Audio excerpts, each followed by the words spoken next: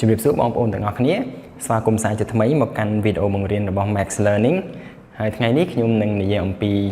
វេយ្យាករណ៍កម្រិតដំបូងមួយទៀតដែលតាក់ទងទៅនឹង transitive ហើយនិង intransitive verbs ដែលយើងជាទូទៅយើងដឹងហើយថាកិរិយាសព្ទវាបែងចែកចេញជាពីរ transitive និង intransitive អញ្ចឹងការប្រើប្រាស់របស់កិរិយាសព្ទពីរប្រភេទហ្នឹងគឺវាមានការខុសគ្នាអញ្ចឹងដើម្បីឲ្យយល់កាន់តែច្បាស់យើងតាមដានវីដេអូនេះទាំងអស់គ្នាអញ្ចឹងទី1គឺតើអ្វីទៅជា transitive verbs What are transitive verbs A transitive verb is a verb that requires an object អញ្ចឹង transitive verb គឺជាកិរិយាសព្ទមួយដែលទាមទារឲ្យមាន object ដែលត្រូវការកម្មបត្តិ object យើងនិយាយគ្នាហើយពីវីដេអូមុនគឺបកថាកម្មបត្តិអញ្ចឹងបើយើងប្រើកិរិយាសព្ទហ្នឹងគឺត្រូវមានកម្មបត្តិនៅពីក្រោយវាបើអត់មានកម្មបត្តិទេThe sentence does not make sense គឺមានន័យថាប្រយោគហ្នឹងវាអត់មានន័យគ្រប់គ្រាន់ក្នុងនេះខ្ញុំមានឧទាហរណ៍ពីរ I catch a cold អញ្ចឹង catch នេះជា transitive verbs អញ្ចឹងបើសិនជាខ្ញុំអត់ដាក់ a cold គឺខុសហើយអញ្ចឹងនៅពេលដែលខ្ញុំប្រើកិរិយាសព្ទ catch គឺខ្ញុំត្រូវការកម្មបត្តិ a cold I catch a cold I catch a fish អីចឹងណាដល់ពេលទី2 she loves rainbows She loves rainbows អញ្ចឹង love នេះក៏ជា transitive verb ដែរនៅពេលយើងប្រើកិរិយាសព្ទ love យើងត្រូវមានកម្មបត្តិនៅពីក្រោយបើសិនជាយើងអត់ដាក់កម្មបត្តិទេ she loves love អីគេអត់ដឹងស្រឡាញ់អីគេទេអញ្ចឹងហើយបានយើងហៅវាជា transitive verb អញ្ចឹងក្នុងនេះខ្ញុំមានឧទាហរណ៍នៃ transitive verb មួយចំនួនដូចជាពាក្យ make get buy pay play offer borrow show refuse and give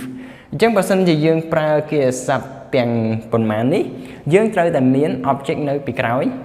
វាបើសិនជាអត់ទេប្រយោគហ្នឹងគឺអត់ make sense អត់មានន័យគ្រប់គ្រាន់ឧទាហរណ៍ខ្ញុំនិយាយថា I buy ខ្ញុំអត់អាចនិយាយថា I buy ទៅទេអត់ដឹងថាទិញអីអញ្ចឹងជាទូទៅ I buy books I buy clothes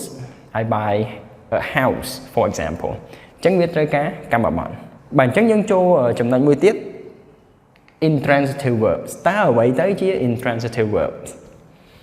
An intransitive verb is a verb that does not require an object គឺជាកិរិយាសព្ទដែលមិនចាំបាច់មាន object មិនចាំបាច់មានកម្មបត្តិក៏បានដែរ Without an object the sentence still makes sense បើទោះបីជាអត់មានកម្មបត្តិក៏ដោយប្រយោគហ្នឹងក៏វានៅតែមានន័យគ្រប់គ្រាន់ដូចគ្នាអញ្ចឹងក្នុងនេះខ្ញុំមានឧទាហរណ៍ My sister cries loudly អញ្ចឹង cries នេះជា intransitive verb អញ្ចឹងយើងមិនចាំបាច់មាន object ទេ loudly នេះមិនមែន object ទេ loudly នេះវាជា adverb ដែលបញ្ជាក់ន័យឲ្យ cry យំឮអញ្ចឹងកុំច្រឡំថានេះជា object មិនមែនឲ្យតែអ្វីដែលនៅពីក្រោយកិរិយាសព្ទសុទ្ធតែជា object ទេវាអាចជា adverb alright ទី2 he sleeps អញ្ចឹង he sleeps អញ្ចឹងប្រយោគហ្នឹងវាមានន័យពេញលេញគ្រប់គ្រាន់ he sleeps អត់ត្រូវការ object អីទេអូខេអញ្ចឹងក្នុងនេះខ្ញុំមាន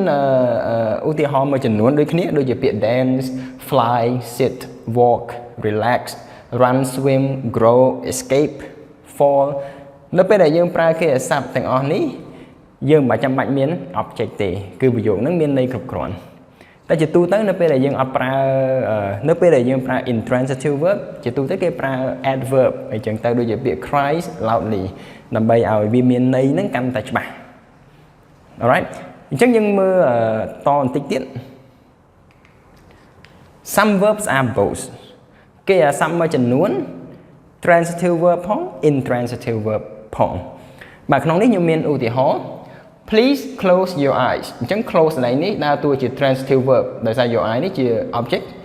The shop closes at 5 p.m. អញ្ចឹងអាទី2នេះវាដើរតួជា intransitive verb អញ្ចឹងពីរហ្នឹងត្រូវដូចគ្នាទី2 I run a school អញ្ចឹង run កន្លែងនេះដើរតួជា transitive verb object របស់វាគឺ a school គឺទី2 we run at the park អញ្ចឹង run កន្លែងនេះគឺដើរតួជា intransitive verb គឺមិនបាច់ត្រូវការ object ទេអញ្ចឹងក្នុងនេះខ្ញុំមានឧទាហរណ៍មួយចំនួនទៀតដូចជាពាក្យ play read cancel return run set do write change and close អញ្ចឹងពាក្យទាំងអស់នេះយើងអាចប្រើវាជា transitive verb ផង intransitive verb ផងអញ្ចឹងដើម្បីឲ្យយើង đằng tha kệ sắp mùi nắng chỉ transitive rồi còn intransitive chỉ tu tới dương chạy dictionary dương chạy tới và sân chỉ kệ đã so thí nơi bị crowd kệ sắp nắng miền này tha về chỉ transitive verb và kệ đã so I về chỉ intransitive verb trong bậc trên chỉ kệ đã từng pí miền này tha kệ sắp nắng ai prao chỉ mùi nằng object phong bạch object của bạn đây alright bản chân sẽ rộng một vấn transitive verb cứ chia kẻ sắp đại trời cả object đảm bảo ở ví dụ nó người miền này bình lính cục quán vì ai intransitive verb cứ chia kẻ sắp đại mình trời cả object tệ vì ai cho được luôn việc bán hai vì miền đấy cục quán mùi tiết some verbs can be both kẻ sắp một chân nuốn cứ về tầng pi chắc nằm bây giờ chắc bác tôi tại dân check dictionary dân check tới cứ dân đăng mỏng thạp biện năng vì chia transitive intransitive rư mối có both bản chất trong sản khâm than này là ngọt nét là vô căn thật chắc bác vì transitive hay là intransitive verb hay dân ai pra về bàn trầm tránh hay có xong ở cuốn nơi roa ca tam đàn video nít vì đàm hồi đời chóc hay dân nâng chụp nế nơi video cao tiện và xong ở cuốn